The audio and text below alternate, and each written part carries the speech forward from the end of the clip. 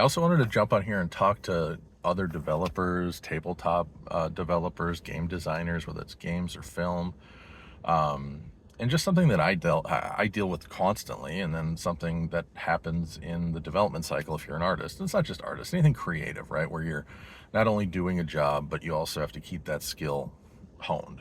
So you come home and you try new projects, you learn new software, you do all that fun stuff. And something that I know most artists have is that self-doubt in your work. Like, is it ever good enough? That's a static thing for most of us. Um, and the hard part for me, and I'm sure other people struggle with this too, is I also have a hard time sharing my work.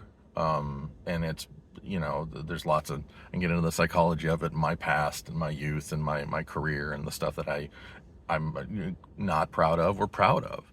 Um, and learning how to share those things with folks, even if they're not perfect. And the hard part there is that I also don't, I'm one of those people that has a hard time receiving praise, right? Like, good job, or you made a cool thing, or awesome. I can fake it in the moment. I'm good at that. But for me to feel good about that praise, it actually makes me feel guilty. It's a weird thing. I mean, I'm sure there's lots of psychology behind it. I know there is. But so as an artist, you can get in this feedback loop of it's never good enough and I'm too afraid to share it.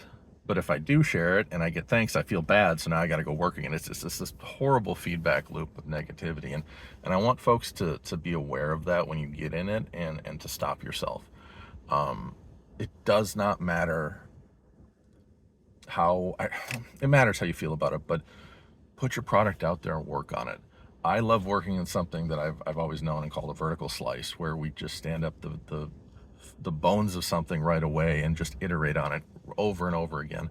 And sure, you're basically showing all your cards while you're building it, right? Like, okay, this doesn't look good, this doesn't feel right, we need to change this, and that's part of the development cycle. But doing it in that vertical way allows you to keep iterating on it, and you can find the issues. And it has been just an absolute gift to work with Paul, my partner here on Eidolons, in that way, because the iterative process that we go through to develop and change, and how we built our foundation for this game, has been such a smooth and wonderful ride.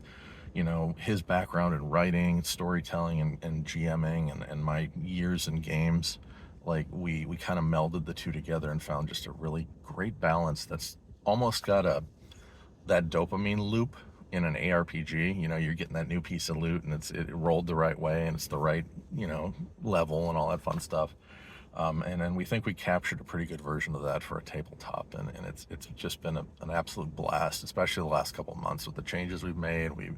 And the other IPs we're working on right now too. So it was kind of just a word of encouragement, a little announcement. Hi, how you doing? We got stuff coming up. We're going to record we started doing a little podcast. We'll put that up here this morning. But yeah, it's been great to work with all the other creators out there, the different groups that are doing these RPGs and TTRPGs. And yeah, I look forward to seeing all the work out there. And please reach out if you got questions. We love to help folks. We love to help developers. We want people to see the product and just create amazing stories. So thanks again, everybody. It's good talking to you, and probably see you a little more often.